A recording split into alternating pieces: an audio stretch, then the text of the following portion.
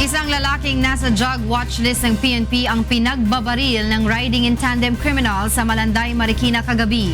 May hataw na balita si Asher Kadapan live. Asher, go ahead. Yes, good morning, Angela. Isang lalaki ang pinagbabaril ng umano'y mga riding in tandem sa Kabayani Road sa Purok 5 sa Barangay Malanday, Marikina, pasado alas 7 kagabi. Kinilala ang biktima sa pangalang Noel Demate na may alias na Waway, 43 years old.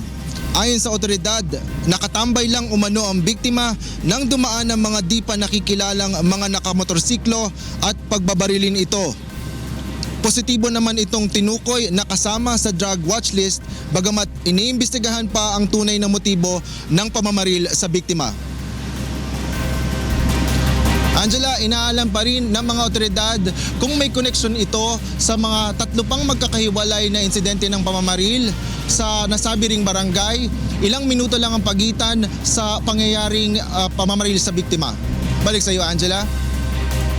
Maraming salamat sa iyo, Asher Kadapan. Live na nagulat mula sa Marikina City.